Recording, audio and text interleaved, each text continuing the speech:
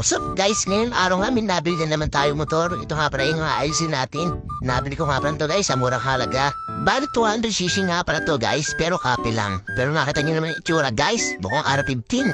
Tapos natuwa pa ako guys sa kapalambadi niya. Alam talaga Ducati. Alam nyo ba guys, pangarap talaga magkaroon ng big bike. Kaso hanggang dito pa ang budget natin. Malay mo soon, bigyan tayo ni Lord ng blessing. Ang karoon tayo ng ditong motor. Yung order kapit kala na sa mga 1000cc. O siya, balik tayo sa motor sa para mangarap. Bali ang isang abalo nitong motor ay sobrang hard starting niya at mainit talaga ang head niya. Kaya binuksan mo at i-check natin. At napansin ko at yung love niya sobrang lakas at liras. Sobrang ingin ito, parang bibig ng misis mo. Joke. At ito na sumunod nangyari na di na asahan na sira. Minasira naman gas yung starter, dumudulas lang, di ko maagat.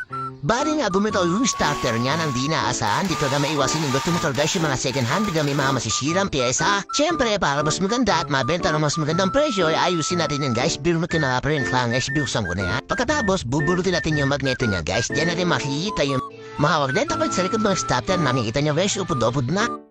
Tapos siya kinakapa ko guys sa pagaspam. Ito na nga pala yung magneto guys, ang lalaki ng tama, upod-upod na.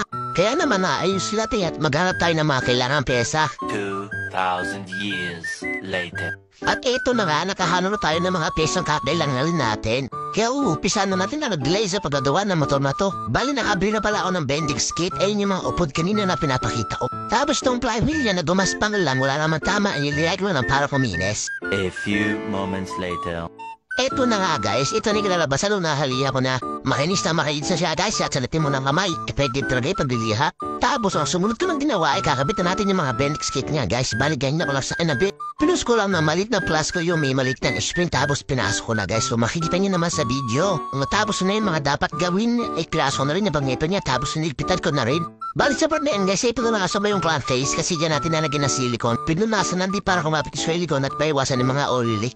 Siyempre naman guys, pag kinapit natin yan tapos may tumagas ulit, obligado ko alisin natin ulit yan. Napakahirap ka na magbenta ng motor na may tagas yung makina at talagang tatawaran ng mga bibili. Nung nakakabit ko na pa rin package guys, siyempre hihipitan natin yan. Siyempre kunyari talaga mayis gagawa. Siyempre biro lang guys, ganyan tayo ako magawa. Kada kabit bonus. Kaya ka naman pinupunasan guys, siyempre para makita natin kung mayroong bago lang siya tutulo. Siyempre datin lang pinupunasan natin guys, para kung may maglit man ay makikita agad natin. Bali bumbu nga pa na yung gasket nga guys, kaya di natin pinalitan. Pero matino pa naman guys. Umutapos tayo sa baba, dito naman tayo sa taas. Bali na-adjust ko na nga para sa magandang clearance yung tune-up niya guys, siyempre para magandang tulog niya. At kahit pa paano mabawasin yung madaling ingay niya. Nung matapos na yung tune-up ay kakamit ko ni top cover niya, siyempre guys, nalagyan ko ulit ng gasket maker para alaring leak. Maganda na yung sigurado guys, para di ulit-ulit ng gawa. So yun na nga guys, nung abit ko na, pinunasan ko na naman ulit. Malala ko yung battery nga pala ito, yung lobat na high-charge natin guys. Siyempre wala kickstarter yung motor na to guys. Post-start nga lang pa yung nagpapaanda dito guys, kaya kailangan tayo ng battery. At boot nga may na-arbor tayo yung sa tropa guys, napasin ko kasi yung kabi ng motor na to ay walang chop. Sobrang laki nga ng takin ng motor na to guys, gumawa muna ako ng padede ko tawag. Na habang tinatiming natin siya, yan muna yung magsisilbing takin niya. Siyempre para mas maayos at magawa natin mabuti.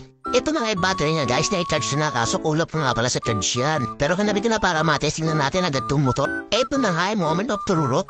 Ito na guys, i-start na natin yung motor. Andar kali. Ayos na kali yung starter niya guys.